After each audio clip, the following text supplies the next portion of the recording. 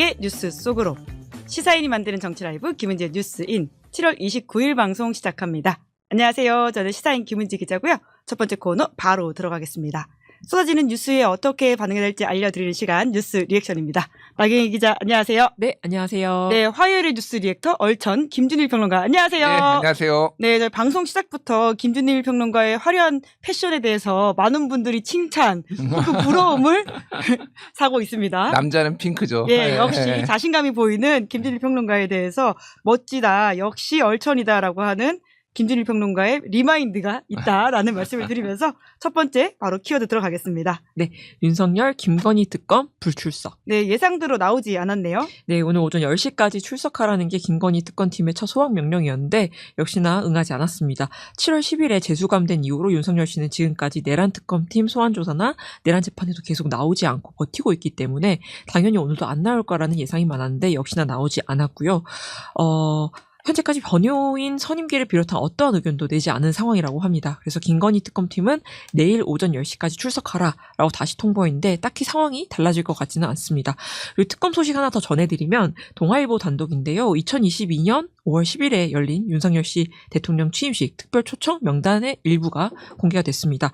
이 특별 초청 명단에는 2,700여 명의 이름과 직책, 초청인 그리고 관계 등이 적혀 있는데 흥미로운 부분은 정작 대통령으로 취임하는 윤석열 씨보다 그 아내인 김건희 씨가 초청한 사람이 84명이나 더 많았다는 점입니다. 그리고 두 번째로 흥미로운 부분은 이 명단 중에 현재 돌아가고 있는 3대 특검의 수사선상에 올라와 있는 사람이 30여 명이 넘는다는 겁니다. 명태균 씨는 물론이고요. 건진법사 전성배 씨 청탁 의혹에 연루된 윤아무개 전 통일교 세계본부장, 그리고 통일교 총재 한학자 씨의 맏며느리인 문아무개, 선악장학재단 이사장, 그리고 도이치모터스 주가 조작 관계자, 집사게이트 관계자, 관저불법 증축 의혹에 연루된 관계자 등등 취임식에 초청한 것으로 나타났습니다.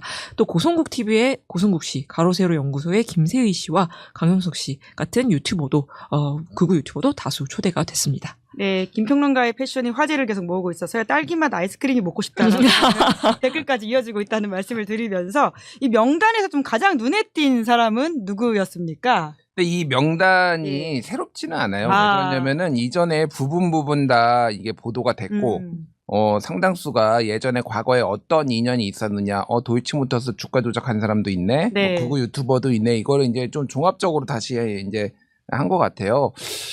그러니까 일단 특검 입장에서는 굉장히 편하겠다. 이 명단을 중심으로 수사를 하면 돼요. 예, 정리가 쫙 돼 있잖아요. 네네. 범죄 혐의자, 뭐 피의선상에 오른 사람들을 여기를 이제 중심으로 이제 추적을 하면 되니까 굉장히 편할 것 같고, 여기 방금 읽으셨지만은 김건희가 초청한 사람이 더 많잖아요. 예. 그러니까 누가 V0였고 누가 V1인지를 다시 한번 보여준 것 같아요. 그러니까 그리고 이권 개입에 있어서는 김건희가 오히려 더 많은 거지. 그러니까 이권은 지금 대부분 여기에 이제 이권과 관련된 과거의 비즈니스와 관련된 사람들이잖아요. 역시 김건희가 이 수괴였구나, 이 윤석열 정권에. 그 생각이 들고, 뭐 윤석열이 안 나오는 거는 당연한 것 같아요. 뭐 지금 당연하다는 게 그러니까 지금까지 한 행동을 봤을 때 그냥 거의 자포자기 상태 아닌가. 멘탈이 좀 무너진 것 같다, 그 생각이 들어요. 그러니까. 윤석열 씨가요? 그러니까 심평 변호사가 와서 좀 초를 치긴 했지만은 쭈그리고 앉아가지고 뭐 1.8평, 정확하게는 이제 한 2.3평 정도 됩니다. 예, 거기 사실 저희랑 거의 비슷해요. 여기엔 지금 5명이서 5명이서 지금 이렇게 수용 생활을 사실상 하고 있는데, 방송 생활. 예, 방송 생활을 하고 예. 있는데 혼자 이 큰 공간을 쓰면서, 근데 어쨌든 거기서 쭈그리고 앉아가지고 어떤 활동도 하지 못한다, 뭐 이렇게 얘기를 하는 거는 진짜로 거의 몸과 마음이 다 무너진 상황이구나, 그 생각이 들어요. 그래서 뭐 윤석열 없어도 혐의 입증하는 데는 거의 문제가 없고, 김건희 특검은 특히 윤석열이 뭐 이제 공천 개입이나 이런 거는 좀 있긴 하지만은 대부분은 김건희가 지금 다 관련된 거잖아요. 그러니까 김건희 빨리 데려와서 좀 조사하면 되겠다, 그 생각입니다. 예. 윤석열 씨 쪽에서는 지금 실명 위기까지 있다, 이런 식의 주장을 펼치고 있더라고요. 원래 눈이 안 좋아요. 그거는 원래 알려졌었고, 그래서 눈 안약 뭐 이런 거를 처방을 받아서 계속 하고 있었다는 얘기는 있거든요. 그러니까 이게 그 마음이 무너지면은 우울증 오신 분들이 급격하게 건강 상태가 안 좋아지는 사례들이 꽤 있어요. 그러니까 실제 그래서 약간의 뭐 내려놓은 것 같아요. 그러니까 지금 약간의 포기 상태인데, 어떻게 해줄 방법이 없어요. 그러니까 약을 뭐 처방을 지금 못 받게 한 건 아니잖아요. 그러니까 본인이 필요한 약을 다 할 텐데 이게 의지가 없으면 잘 안 낫는데 어쨌든 좀 건강했으면 좋겠다. 건강하게 처벌받았으면 좋겠다. 그 생각이 듭니다. 예. 네. 두 번째 키워드 넘어가 볼까요? 노란봉투법 국회 환노위 통과. 네, 노동계 오랜 수건이었습니다. 네, 정식 명칭은 이제 노동조합 및 노동관계조정법 제2조 3조 개정안인데요. 윤석열 씨가 두 차례나 거부권을 행사했었던 그 법이 어제 오후에 소관위원회인 국회 환경노동위원회 환노위 전체 회의를 통과를 했습니다. 개정안은 이제 사용자 범위와 파업 같은 노동쟁의 대상을 이제 확대를 하고 파업 노동자에 대해서 기업의 손해배상 청구를 제한하는 그런 내용을 담고 있는데 국민의힘 의원들은 노동조합 또는 근로자에 대한 손해배상 청구 제한을 다루는 노조법 3조 개정에 대해서는 일부 합의를 했는데 사용자 범위 확대 등을 담은 2조 개정에 대해서는 이제 충분한 수기가 좀 더 필요하다라면서 전체 회의 도중에 이제 퇴장을 해버렸습니다. 결국 더불어민주당과 진보당 주도로 이제 의결이 진행이 됐고요. 입장이 갈렸던 2조를 조금 더 구체적으로 살펴보면 이제 근로계약 당사자가 아니더라도 근로조건을 실질적으로 결정할 수 있는 경우에는 사용자로 규정할 수 있도록 해서 이제 하도급 노동자와 원청이 직접 교섭할 수 있도록 이렇게 했고요. 또 근로조건에 영향을 미치는 사업 경영상의 결정 자체도 이제 합법적으로 이제 노동쟁의를 할 수 있는 범위에 추가를 했습니다. 노란봉투법이 이렇게 환노위를 통과하니까 이제 경총이라고 하죠. 한국경영자총협회에서는 깊은 유감과 우려를 표한다라고 밝혔고요. 경제지와 보수 언론에서도 이제 노란봉투법 환노위 통과를 비판하는 기사를 계속해서 내보내고 있습니다. 제목만 훑어봐도 그 위기감이 되게 느껴지는데 이를테면 노란봉투법 통과는 일당 독재, 민노총 대선 청구서인가 뭐 이런 제목도 있고 관세 엎친데 노란봉투법 덮쳐 이런 제목도 있고요. 경영위기 속 노란봉투법 급물살 이딴 입법 규제에 난감한 기업들 뭐 이런 제목을 계속해서 내보내고 있는 상황입니다. 네, 관련해서는 어떻게 평가하십니까? 그러니까 이게 크게 보면 이제 두 가지 법이 약간 노동과 관련된 법이지만은 두 가지 법이 좀 다른 것 같아요. 하나는 노조에 대해서 과도한 손배소를 이제 제한을 한 건데 이게 지금 그동안 그 쌍용차 노조에 대해서 47억 원을 이제 사측에서 하면서 이게 47,000원 캠페인. 예, 4만에서 시작했습니다. 맞아요. 47,000원씩 캠페인 이제 노란 봉투에 담아가지고 월급 봉투의 상징성 그게 이제 노란 봉투법의 이제 어원이거든요. 그래서 이제 이거를 가지고 해외 사례가 있네 없네 뭐 이런 거 가지고 많이 하는데 기본적으로 우리나라 노사 관계가 굉장히 조금 좀 거칠기 때문에 상대적으로 막 이렇게 정리해고도 세게 가고 그러니까 또 저항도 많이 하고 이렇게 좀 이런 일들이 많은데 재계에서 우려하는 바를 모르는 건 아니지만은 기본적으로 이렇게 노조를 파괴하는 이런 문제는 조금 신중해야 된다라는 거예요. 그러니까 법이 어떻게 바뀌냐면은 그동안에는 n분의 1을 했어요. 예. 참여한 사람한테 우리가 파괴 손해배는 게 뭐 100억이야. 그러면은 100명이야? 그럼 야, 뭐 1억씩 이런 식으로 했는데 정확하게 따지기라는 거예요. 그러면 이 사람이 한 행동은 얼마나 손해를 끼쳤는지. 그러니까 이거는 제가 보기엔 굉장히 합리적이거든요. 국힘에서도 이거는 일부 동의를 했어요. 이거는 이제 어느 정도 저는 합의점을 볼 수 있을 거라고 보고 그동안 노조 파괴 공작으로 그런 컨설팅 업체들이 계속 맞아요. 기업에서 고용해가지고 어떻게 노조를 파괴했는지를 계속 그런 것들이 지금까지 있었는데 이거는 조금 막을 수 있겠다라는 거고 지금 재계나 이쪽에서 보수 언론에서 가장 더 민감하게 한 거는 이제 하청의 실질적인 이제 원청에 대한 교섭 권한을 준 거예요. 그러니까 이것 때문에 쟁의가 이제 계속 발생할 거다. 그러니까 재계의 부담이 기업의 부담이 늘어날 거라고 얘기를 하는데 그러니까 이거는 기본적인 노동 조건에 대해서 그동안에 얼마나 외면을 해왔는지를 사실은 기업들이 좀 할 필요가 있는 게 하청을 줘요. 예. 그러면은 자기네들은 돈만 던져줍니다. 그 회사한테. 총액을 던져주고 그 다음에는 손을 씻어요. 그 다음에 그쪽에서 문제가 제기가 되고 이런 노동 조건이 하더라도 원청에서는 우리는 몰라 니들을 고용한 게 아니니까. 그게 이제 대우조선의 양 지금 한화로 넘어갔는데 거기에서 그렇게 이제 쟁의를 했던 그 사안이잖아요. 그러니까 이런 것들은 분명히 오히려 쟁의가 늘어난 게 아니라 원청이 합리적으로 이 부분에 있어서 좀 조정을 하고 책임감을 갖게 할 수 있다 이런 생각이 들어서 이거는 법안이 통과된 것도 중요하지가 이제 통과될 것 같은데 중요하지만 노사 관계 문화를 어떻게 만드는지가 앞으로 굉장히 중요하다. 정치권과 이런 좀 노사정 대타협 이런 것들이 좀 후속 작업으로 있으면 좋겠다 그 생각이 듭니다. 예. 네, 네. 관련해서 반가운 소식이 방금 나왔죠. 방금 한국일보 단독으로 이제 소식이 하나 전해졌는데 하나오션 예전에 대우조선이었죠. 하나오션에서 470억 파업의 손배 소송을 취하한다라고 했고요. 하청노조는 이제 같은 상황을 반복 안 할 것이다 이렇게 약속을 했다고 합니다. 예, 당장 이게 법이 소위를 통과하니까 상임위를 통과하니까 이런 효과가 나기도 하고요. 또 나경원 기자가 취재했던 사안이어서 더 반가울 것 같다라는 생각이 들기도 합니다. 하나만 얘기하면 예. 오늘 그 국무회의가 공개가 됐거든요. 그렇죠. 근데 국무회의 전체 내용에서 오늘 집중적으로 얘기한 게 이게 노동에 대한 뭐 어떤 생존권 이런 얘기가 나왔어요. 예. 산재 얘기가 많이 나왔어요. 포스코 ENC라는 이제 건설 회사 여기에서 5명의 사망 사고가 나왔는데 대통령이 굉장히 강하게 질책을 했거든요. 그러면서 여기에서는 이제 사과문 발표하겠다 뭐 이런 얘기도 나오고 대책 마련하겠다고 하는데 사실 모든 거를 대통령이 하나하나씩 다 지적을 해야지만 고치나 이런 생각이 들어요. 그러니까 대통령도 뭐 어떻게 이거 다 합니까? 그러니까, 그렇죠. 그러니까 예. 이런 것들을 좀 인간의 노동자를 존중하고 생명을 존중하는 문화를 좀 같이 이번 기회에 만들어야 되겠다 그 생각이 많이 들어요. 예. 네, 세 번째 뉴스 넘어가 볼까요? 네, 국방일보 장관 취임사에서 계엄 누락. 네, 안규백 장관이 취임을 했는데 계엄 관련된 내용을 이야기했지만 국방일보가 의도적으로 이걸 뺐다라는 의혹을 받고 있죠. 네, 7월 25일 그러니까 지난주 금요일에 안규백 국방부 장관이 취임을 했는데요. 당시 안 장관이 이제 취임사에서 내란 척결을 가장 중요한 키워드로 강조를 했었습니다. 무려 취임사 전체 분량이 약 5분의 1 정도를 할애를 해서 우리 군이 비상계엄의 도구로 소모된 과거와 단절해야 된다. 그리고 1, 2, 3 비상계엄은 우리 군의 존재 이유를 무너뜨리고 국민의 신뢰와 군복의 명예를 실추시켰다. 이렇게 강도 높게 이야기를 했는데 정작 국방일보 기사는 계엄에 대해서 전혀 언급을 하지 않았습니다. 물론 기자가 포인트를 그냥 잘못 잡은 거 아니냐 이런 정도의 해프닝으로 끝날 수도 있는데 일이 커진 거는 이제 국방일보를 발행하는 최일 국방홍보원장이 정치 편향적인 업무 지시로 국방부의 감사를 받고 있다는 사실이 드러나면서부터 이제 문제가 되기 시작했는데요. 최일 원장이 6월 9일자 국방일보 일면에 실린 한미 대통령 간 통화 관련 기사를 빼라라고 지시를 했는데 그 빼라고 했던 이유가 일부 극우 유튜브 주장을 보고 그렇게 지시를 했다고 합니다.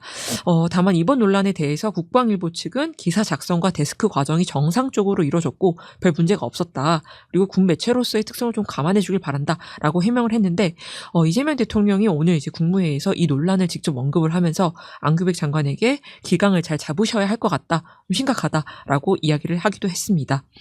그리고 또 언론 관련해서 한 가지 소식을 짧게 언급해드리면 어제 갑자기 YTN의 김백 사장이 사임을 했는데요. 김백 전 사장이 이제 작년 4월에 취임을 했었는데 취임 첫날부터 2022년 대선 때 대통령 후보 부인 김건희 씨죠. 김건희 씨에 대한 일방적인 주장을 아무런 검증 없이 2차례나 보도했다. 이른바 줄리 보도가 불공정하고 편파적인 왜곡 보도의 정점이었다라는 식으로 이야기를 했고 며칠 뒤에는 실제로 YTN 간부들을 대동을 하고 대국민 사과 방송까지 내보낸 전력이 있는 그런 인물입니다. 그래서 원래 2027년 3월까지가 임기인데 한참 남았죠. 그런데 왜 갑자기 사퇴했는지는 지금 알 수 없는 일인데 YTN 측은 그냥 김 전 사장이 일신상의 이유로 사임했다라고만 설명하고 있는 중입니다. 네, 먼저 국방일보 논란, 문제라고 정확하게 이야기해야 될 것 같긴 한데요. 한번 짚어볼까요? 국방일보 쪽에서는 기사 작성과 데스크 과정의 정상적인 절차였다는 취지의 이야기를 하면서 군 매체의 특성을 감안해달라라고 주장을 하거든요. 김준일 평론가도 기자 출신이신데 어떻게 보십니까? 미친 거 아니야? 장난하냐 이 생각이 드는데 이거는 그러니까 국방 그 홍보원장의 문제예요. 제가 봐도 예. 그 안에 이제 뭐 데스크들이 기자들이 어떻게 했는지는 모르겠으나 이 최일 국방 홍보원장 1959년 KBS 기자 예. 출신이에요. 그런데 무슨 일이 있었느냐? 비상계엄을 윤석열이 하니까 이거를 국방일보에 일면에 실어가지고 그렇죠. 이거를 홍보하는 내용을 하고 그 다음에 이제 막 이제 탄핵 국면이 가고 막 그랬잖아요. 그때 이제 비판적 매체에 대해서 야 다 구독 끊어 신문들. 그래가지고 그때 뭐 한겨레 경향 뭐 이런 데도 다 끊었다라는 거예요. 그 대신에 구독을 한 게 스카이데일리. 야. 중국인 거기도 이제 종이신문을 조금 발행하는데 중국인 간첩 뭐 개입설 이런 거에 99명을 체포했다 이번에. 그거를 이제 한 사람이니까 견적이 나오는 거죠. 야. 그거를 봤을 때 이 사람이 직접 지시해가지고 뺐다라는 게 너무 명약관화하잖아요. 그러니까 뭐 모르겠습니다. 이거를 이제 뭐 저도 찍어내는 방식으로 하는 거는 조금 항상 조심해야 된다고 생각하는데 이 정도면은 제대로 직무감찰에 들어가서 문제가 있는 거를 좀 징계를 해서 업무에 손을 떼게 만들어야 되는 거 아닌가. 그러니까 내란과 관련해서는 타협을 하면 안 된다. 이런 거는 저는 그 생각이 들고요. 김백 YTN 사장은 아마 이게 본인도 본인인데 회사에서 아마 그만두라고 했을 것 같아요. 제가 보기에는. 왜냐면 이제 지금 그 YTN 노조에서 굉장히 지금 뭐 사측에 대해서 이제 파업인자 약간 지금 뭐 쟁의를 벌이고 있는 그렇죠. 상황으로 알고 있고 예. 거기에 핵심이 이제 김백 사장에 대한 문제 제기거든요. 그러면은 유진그룹도 지금 YTN 매각 과정에서 아예 이게 원천 무효가 될 수 있다라는 얘기까지 나오는 상황에서 조금 최소한 정권의 비위 눈치를 봐야 되는 상황이라서 김백이 자진 사퇴한 게 아니라 물러나게 했을 가능성이 상당히 높다. 저는 그렇게 봐요. 예.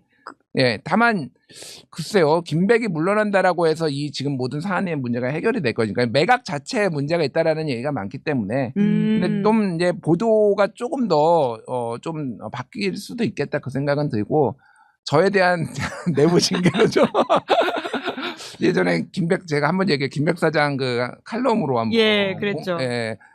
저기 낙하산이었다 얘기했다가 잘렸거든요, YTN. 물론 공식적으로는 YTN에서는 그렇게 얘기하지 않지만은 뭐 나가도 그만 안 나가도 그만인데 그런 것 좀 하지 말자 진짜. 네, YTN이 과거 진상조사를 하게 된다면 김준일 평론가의 이슈도 반드시 들어가야 될 것 같다라는 생각이 드네요.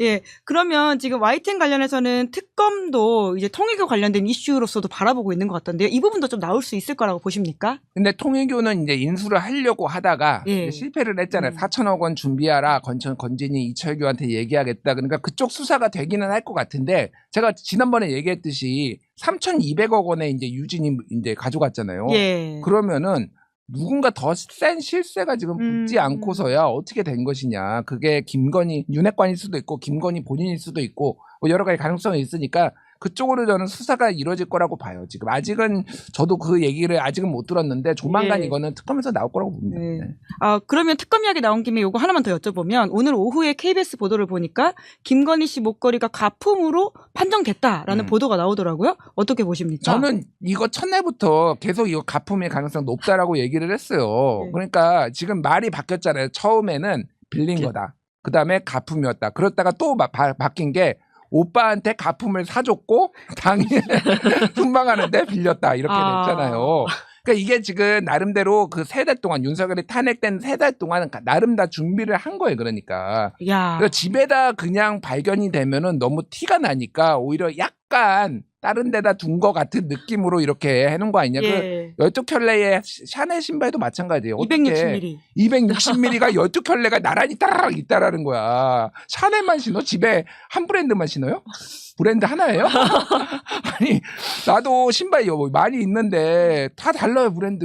예. 샤넬 뭐 집착이야? 뭐 애착 신발이야? 그러니까 이상하잖아. 그것도 260 신발 예. 사이즈도 다 다르거든요. 저는 290부터 270까지 신어요 신발을. 사이즈 다 아세요? 예. 그러니까 신발이 이제 쓰임에 따라서 다르니까. 쓰임이 다 다르니까. 예. 그러니까 이거는 말이 안 돼. 이것도 보란 듯이 그렇게 해놓은 것 같아요. 그래서 어디 마늘밭에 잘 기름종이로 싸서 묻어난 것 같아요. 아무래도. 마늘밭에 있을 것이다. 우리나라에 마늘밭에 한 200억씩 보통 나오잖아요. 보통 한번 그런 파면은. 보도가 있었죠. 예. 예. 실제 그런 일이 있었잖아요. 그러니까 어디 마늘밭에 한번 찾아보자. 예, 경빈마마님이 가품은 괜찮다는 생각을 하는 게 더 경악스럽다 이런 지적을 해주시기도 하셨습니다. 그럼 4번째 아이템 넘어가 볼까요? 네, 국토부 장관 후보 청문회와 제주항공 참사 유족.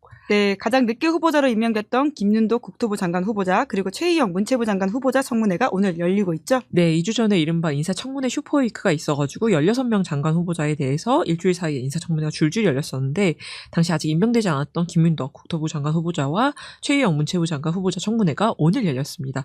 그래서 김윤덕 국토부 장관 후보자는 청문회를 앞두고 모두 발언해서 우리에게 균형 발전은 선택이 아니라 생존의 문제다. 그리고 지역 발전에 촉매가 될 공공기관 2차 이전도 속도감 있게 추진하겠다라고 언급을 했고요. 이게 이제 지난 대선 때 이재명 캠프에서 내걸었던 국회 세종 이전을 다시 한번 약속을 한 겁니다.